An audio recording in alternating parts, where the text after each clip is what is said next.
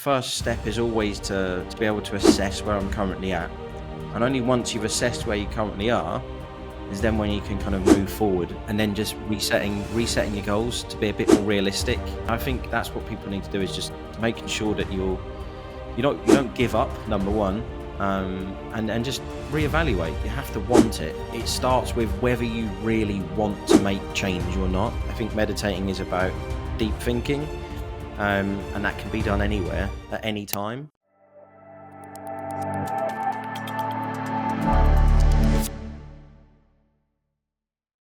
Founder of Cobra Thai, a great MMA fitness space, and the author of the amazing book 1 Year to Live. Our guest today on the Settle or Be Better podcast is Mr. Richard, who's going to be talking to us about a fresh perspective on the year to come and taking charge of our mindset. So, welcome, Richard, and over to you. Why don't you begin by telling us a little bit about your personal health and well-being story and your current work? Hi, Sakshi. Thanks for having me on the show. I think this is the first time I've ever been a guest on a podcast. So I appreciate you asking me to come on.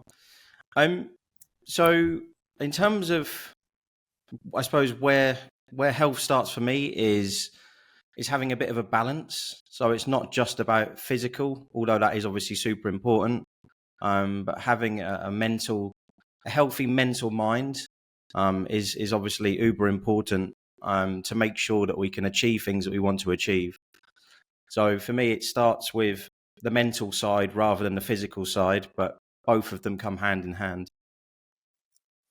Amazing. That's really good to know. And, to begin with talking about your book, it's been a great read so far. I've not come even halfway through yet, but it's amazing till wherever I've read it. And it's a great thought to think about, especially this new year, right? Like, I mean, not to sound cliche about the new year, new me stuff, but, it's a great time how they Yeah. say that winter is an opportunity to delve deeper, to introspect and reboot, right? So we can really find awareness in the stillness, and this is a great time to think about it. It's anyway the new opportunity. Every new year is a great new opportunity to change some things for us. So this is an amazing book. The link would be in the description below for our listeners to go and get one for themselves, and it's a fresh read for this coming year. So I can't wait to dive deep into our episode today about it. So to begin with, what made you think about 1 year to live? Where did this thought come from, and why did you develop over it? Yeah, thank you. I appreciate the comments. So it comes from, I suppose, bad things happening in life. So my sister was diagnosed with cancer in 2017, and then that was breast cancer.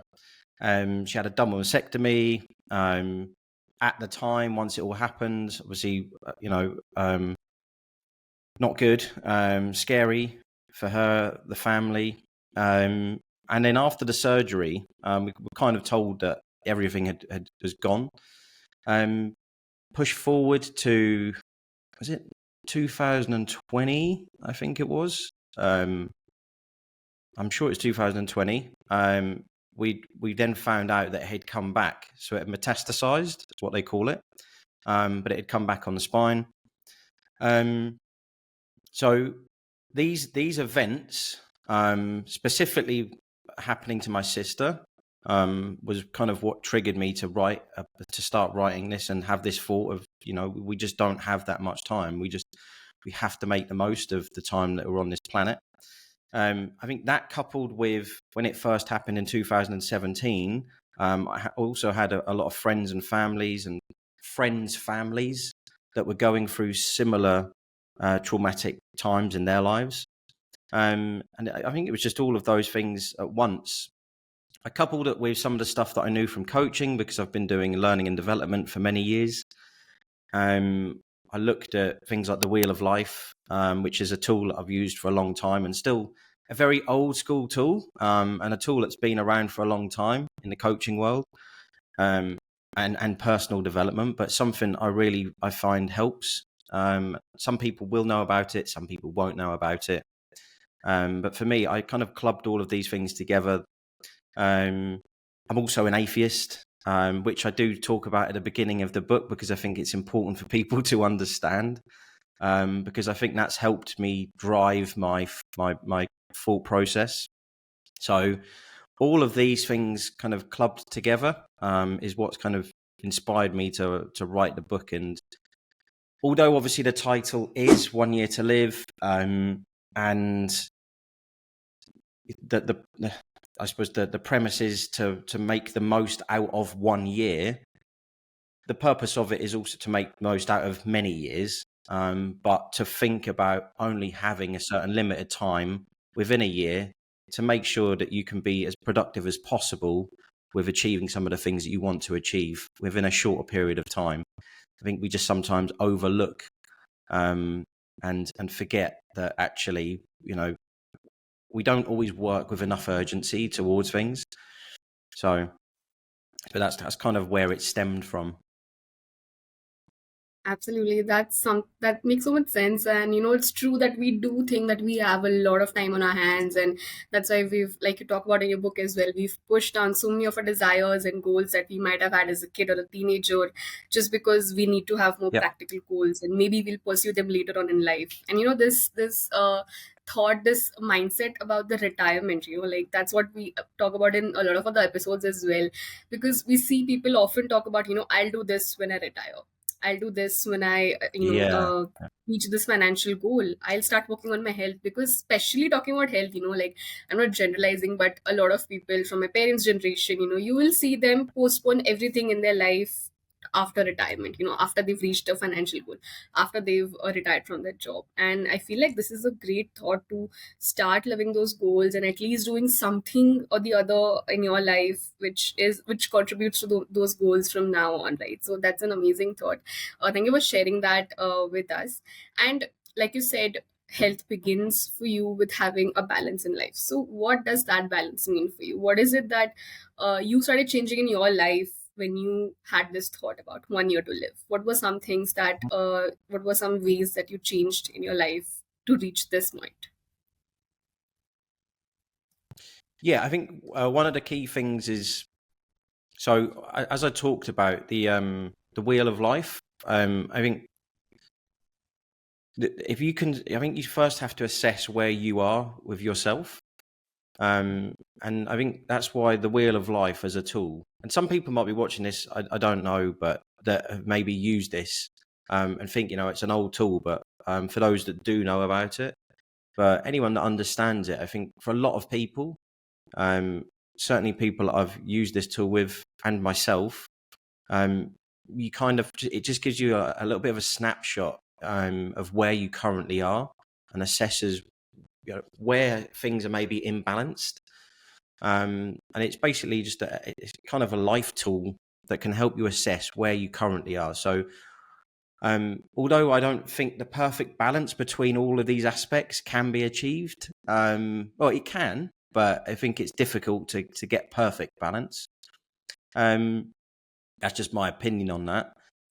What it can do is it can help you gain some perspective and identify some of the areas that are needed, and some of the areas that you need to tend to, maybe more than others right now. So some of the key areas in the wheel of life are, it's kind of health, which is basically a wheel, Right. and it's segmented into different areas. So you have health, relationship and friends and family. Wealth is on there.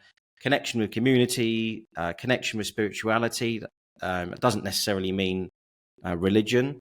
Relationship with a partner, relationship with yourself, growth with career and learning. So these are some of the areas. Now, some wheel of lives will be different, but these are kind of the ones that I focus on in the book.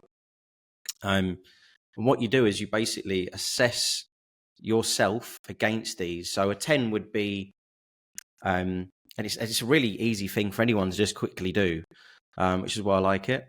So a 10 would be,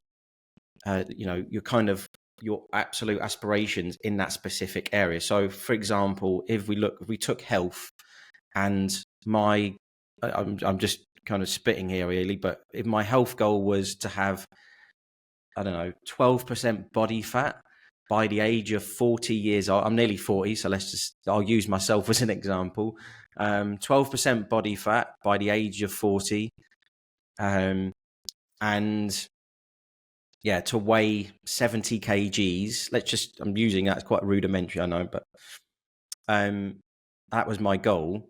Then I would then assess myself against where I am in that goal. So you first need to understand what your 10 looks like in each of the areas. And it could be that there's maybe multiple goals that you have within those segments. Once you've assessed yourself, so it might be that I'm at a 5.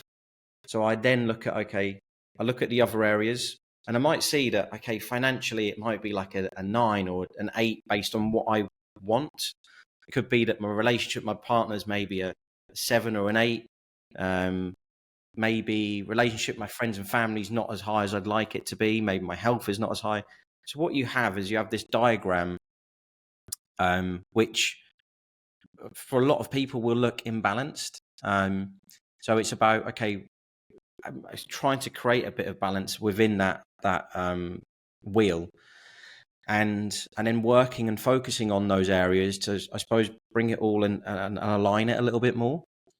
So I think for me, the first step is always to be able to assess where I'm currently at, and only once you've assessed where you currently are is then when you can kind of move forward and look at what's in, but it also has to be important to you. So that's also very important. Of course, that makes so much sense, and that reminds me of something that we call an aspirational identity, because we've seen so many people. We know our personal, families and friends, that we've seen people who have always had been becoming healthier on their goal, right? Like they wanted to lose this much weight, they wanted to become fitter, but somehow, like every year, they repeat the cycle, and they're not being able to achieve what they want, right? And they are always in this rant that this year I'll do it and this year I'll do it. But then when you actually sit down and see what your current priorities are, like you said, to assess where you are in life, like to see which is your first priority. If your first one is finances and health comes in the end, it's completely contradicting with what you want, what you're aspiring to be, but actually where you are and in life right now. So that makes so much sense. Thank you for sharing that with Yeah. us. And after COVID, I feel like a lot of us have this existential crisis. Like so many of us had to change our jobs, change our careers, probably take a step back, take a break, and change that 5-year plan that we had in our mind, right? And I think some of us have still not figured it all out, and we still don't know where we are exactly. And in this process, it becomes quite Yeah. difficult to have that balance in life, have that clarity, because you just don't know where you are currently and how is it that you're going to navigate through it, right? So what would you say are some things we can do to find more clarity, to find in which basket do we want to put our eggs in, like how do you want to in what percentage, or what is important for us in this coming year, and how can we find that balance for ourselves? Yeah, it's a good question. I think finding what people want, I think finding what you want out of life is probably like the hardest thing to answer. I'm not necessarily saying for myself now, because I kind of know where I want my life to go. But I think like I just said, I'm close to 40, and it's taken me a long time. I mean, it's only really last, say, 3 or 4 years where I've really understood, I suppose, what I'd like the rest of my life to look like. So I think, is it an easy thing for people? No. And trying to find it is not easy. So anyone that is watching this thinking or listening to this that is kind of a little bit lost in terms of where they are, number one, to say it's okay. But then my second question would be like, what are you doing about it? So I'm going to go back to the thing that I just talked about. So the first thing I'd be doing is looking at my wheel of life, or assessing where I am. Whether you use the wheel of life or some other tool, doesn't really matter. But first, you need to assess where you currently are, and then you need to identify from, once you've done your assessment of where you are. And I would use roughly those kind of similar segments that I just talked about. I would then decide on what's important out of those things to me. What things would I like to focus on? And then start to create some goals around those. And I do think some people don't dream big enough these days. which I think we should be doing. And even if you go back, I know in the book I've written some questions to just help people kind of, I suppose, reignite a little bit in terms of what things that you might want to think about. And I would look at things like what some of your childhood dreams or goals might have been. It might be that they're no good now, or they don't excite you anymore. But I think just even having a list, listing all of the things down that do excite you is important. If you had 3 wishes, what would they be? If you were on your deathbed, what would be your regrets? If you could be remembered for 3 things, what would they be? Asking yourself specific, different questions that you might not always ask yourself, help kind of spark some of these things off if you're kind of a little bit stuck in a rut in terms of where you're at. But for me, again, it boils down to assessing where you currently are before moving ahead. It's so important. And I'm not saying I'm perfect. I've done the absolute opposite, where I've just gone ahead, stormed ahead with other things in life, even though I know about some of these concepts. But I think what's grounded me a little bit more now is actually making sure that I am assessing myself before I make decisions in terms of what I want to do and where I put my time. Is super important, because it's easy to put loads of time into something, and then at the end of it you realize, well, I don't know why I've spent so much time doing this, because it's not helped me get closer to where I want. But it happens to the best of us. Absolutely. And yeah, I love what you write in your book specifically, that, we usually, why is it that we experience most of life, like the delights of life, when we put an expiration date on it, or on anything for that matter? And I think that is very true. Like, we are very often designed to think that if we don't have an expiration date, we don't value it as much. And I feel like that's why it's a great thought to think through this time when we are working on our goals, and we are assessing where we are in our life right now. So thank you for sharing that. And you know uh, like we just spoke about having this urge to change something in your life right now. It like you say in your book, that we're fueled by a sense of motivation to uproot our lives and to make drastic changes. And that's what every new year we are, under this pressure that, what is that next big thing I'm going to do, what is that next big change I'm going to do. And it's quite overwhelming at times to think about it. And we also make big goals, right? Like, I'm going to just talking about, in terms of health, for someone who probably has not worked out even 3 times a week this year, they would have this goal that I'm going to go jogging every single morning, and then I'm going to strength train in the evening. And you have all this energy because it's New Year's, right? But then towards the end of it, you are so overwhelmed that you can do it probably for a few weeks, but maybe not for that long term. And it's again that you go into the cycle, right? So how can we, find this motivation that just is not like cyclical? It's not just that it's coming and going out, but we can find this in a much more consistent manner, and go ahead with our goals in that way. Mm-hmm. Yeah, I think it starts with having, number one, you do need some sort of. I think some people are a little bit wired a little bit differently in some sense, but you can learn. But to change, I do think for me, I'm very. I mean, like, obviously, I know you actually you come to the gym, and I would say I'm personally very goal orientated. So I like to have a goal in mind to support my motivation of driving something. Now, some people might argue and say, "Oh, you shouldn't need that," but that's just what helps me. So I'm going to use that unless that ever changes. So I think having some kind of goal in mind in terms of what you want to do helps fuel that. In terms of, I suppose, the other part of the question, which is being consistent. Again, I think that like you're saying, some people might go a little bit too big to begin with. If we're talking about like a health goal, where, I'm going to train twice a day. Again, I mean, that's okay to do.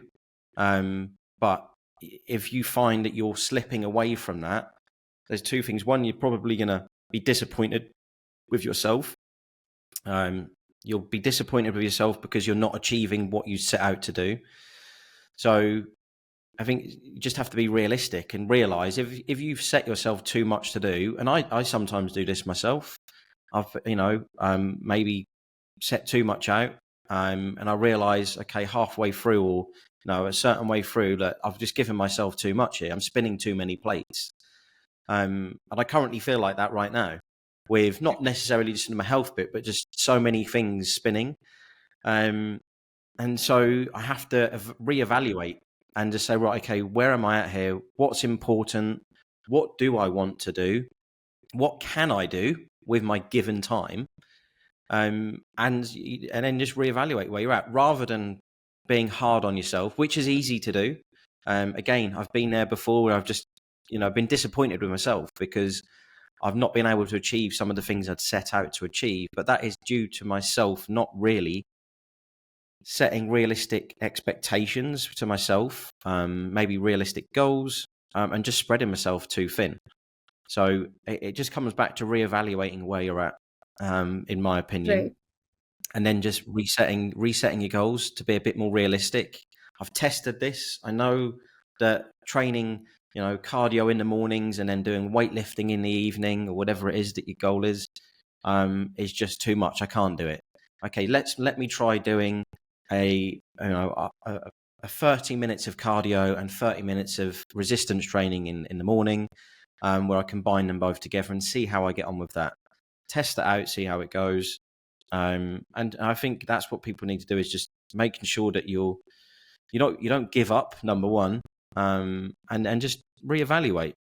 So it's something you can achieve, and don't be hard on yourself.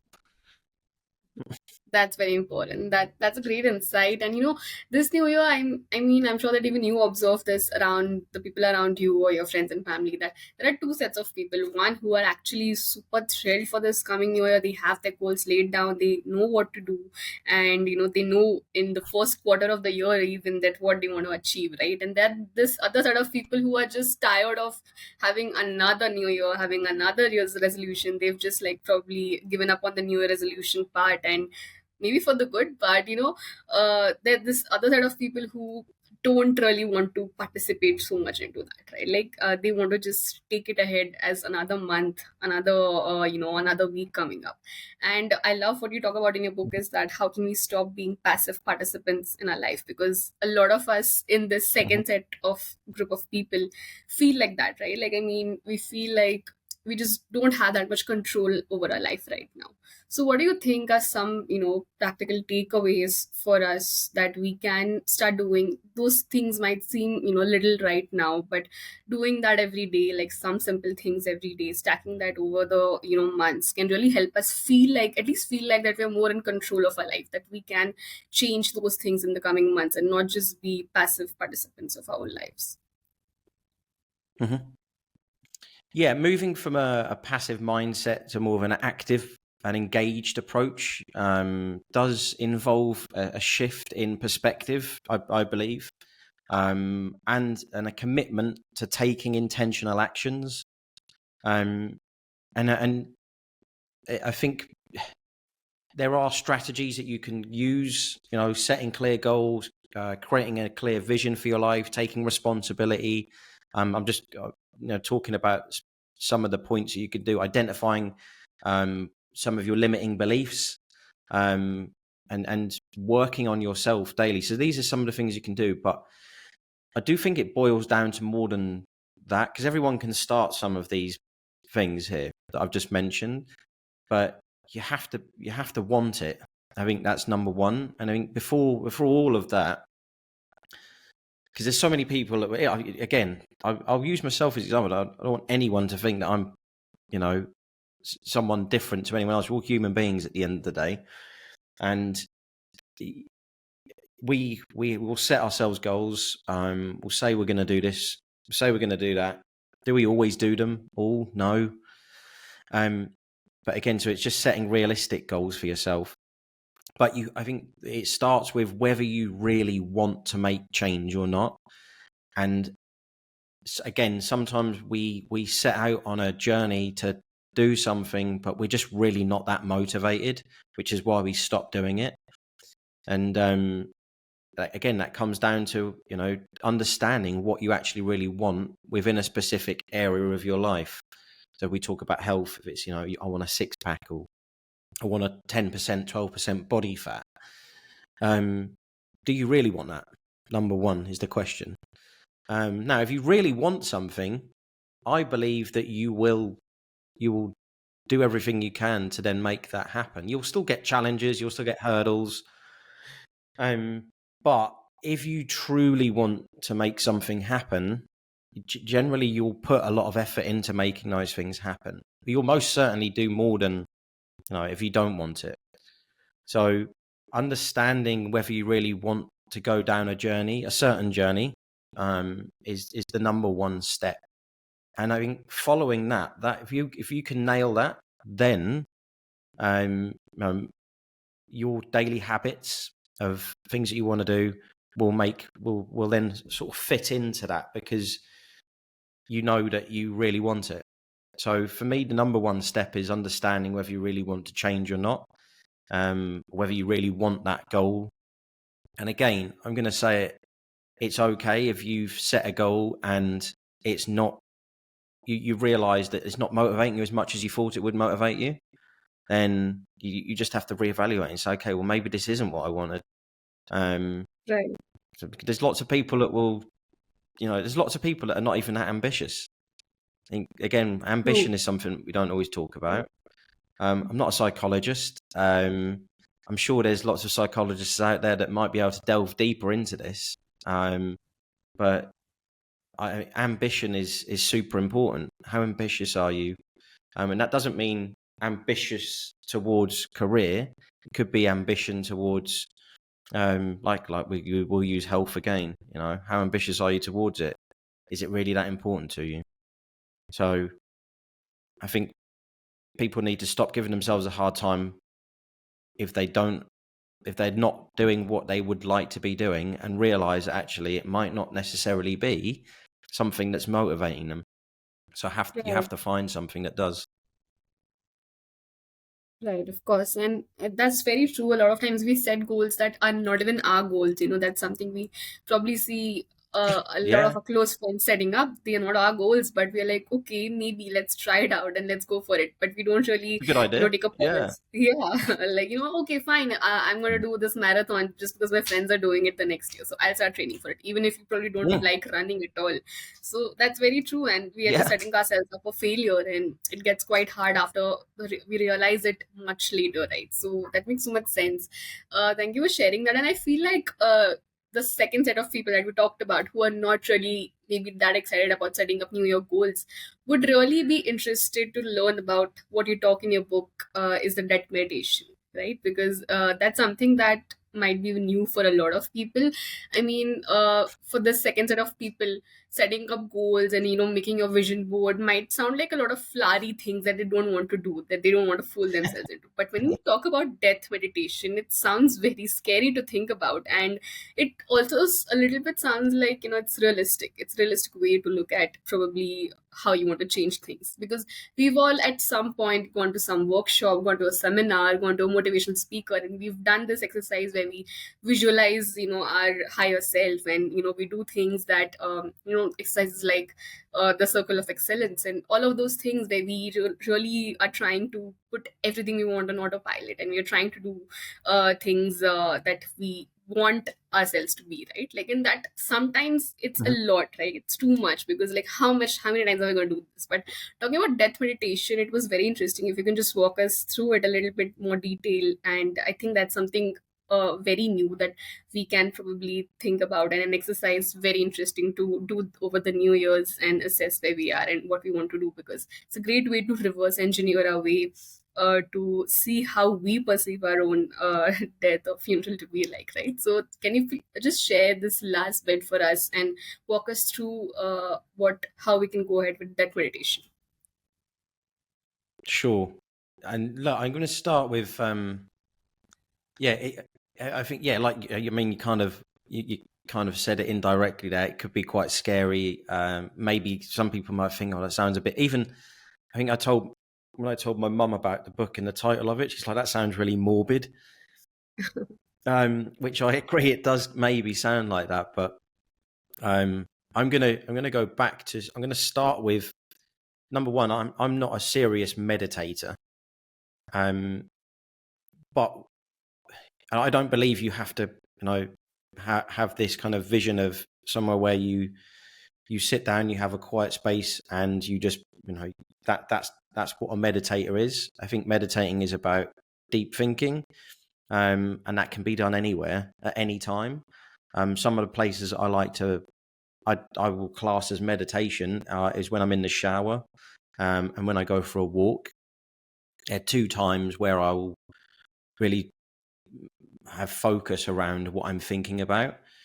Now, I'm going to couple this with what I said at the beginning, which this is one of the reasons that fueled some of the things that I talk about. I do think about death. I'm an atheist.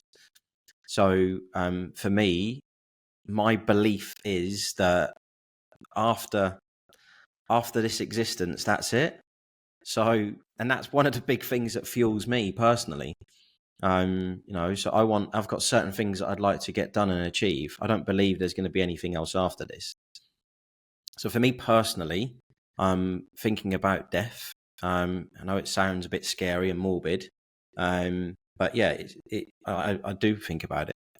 So if we talk about death meditation, I suppose there's two parts in the book. I do two parts to this. One is where I talk about it kind of being your funeral. Everything is set. The casket's there, the chief mourners, your family, your friends are all there. You maybe kind of, I ask people in the book to think about who's maybe attended.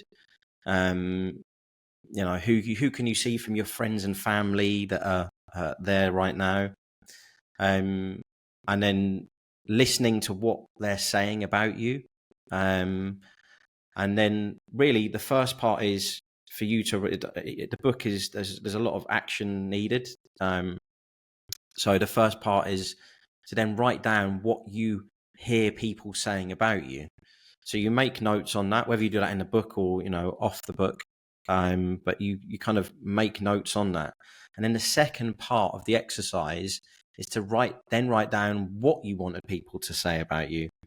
And the takeaway from the exercise is really, is that you then kind of look at what did people say about, what do you think people were saying about you based on what you wanted people to say about you. And this will then help ignite some of the things that might be important to you, or some of the things similar to the assessment tool for the Wheel of Life. This is kind of almost like a bit of an assessment tool of where you are as well, or what's maybe really important to you. So that's the first one. That's the first part of the exercise. This is at the beginning of the book, and this is before we even go through the Wheel of Life, because this obviously gets you to think quite deeply. And then the second part is the epitaph writing. Again, you're basically writing what the inscription on your gravestone would be. So we'd start with "Here lies," and then you would write down what you think it would say. And then the second part of it is writing down what you want it to say. So again, similar exercise, but what you're doing is you're identifying the differences. And then I think really what that helps you do is allows you to then think about and identify what I want to focus on. What was I happy about with what I wrote down? What was I unhappy about? And then really moving ahead from there. So yeah, in summary, they're the two kind of areas that I talk about as two exercises. Right. That's one of the most interesting thing I've read so far in your book. It's quite interesting to go through this exercise Did and you just do the talk activity? about the first.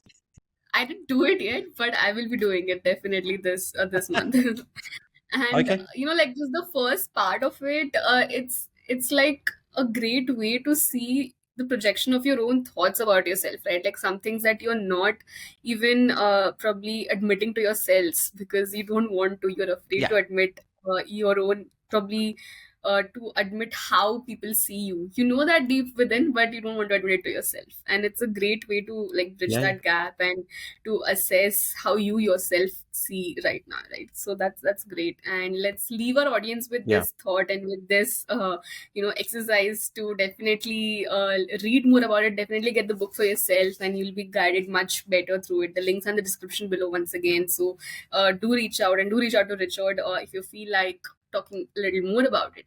And to conclude the episode today, what are the last thoughts or messages you want to leave us with? Last thoughts. I think I suppose I'll just go back to some of the bits we've already talked about. Really, is I like obviously the new year is coming. I know, Sakshi, you've mentioned some people kind of thrive on there's a new year coming, so they plan. And I think that's good if that helps people.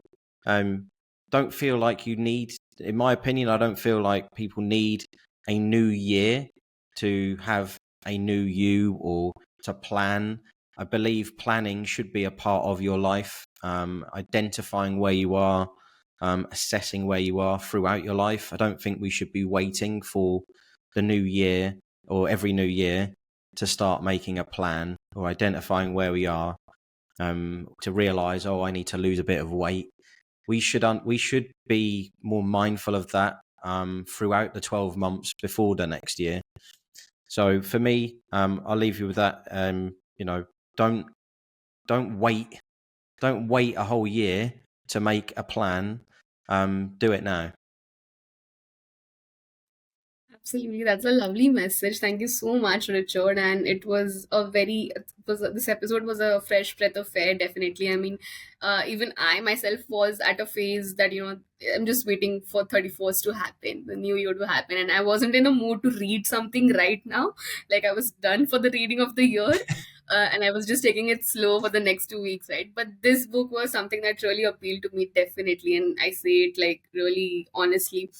It was very amazing to read this so far, and very fresh perspective, like I said. So thank you once again for being here, for your time today, and your amazing insights. I hope that this helps our listeners in some or the other way, and we can't wait to hear a lot more from you in the future.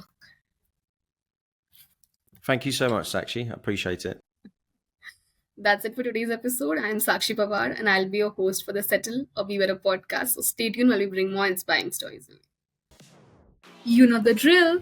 Subscribe to the Settle or Be Better podcast, like, share, and comment on our videos, and hit the bell icon because you don't want to miss the mind boggling health discussions we're about to bring for you. Why settle when you can be better?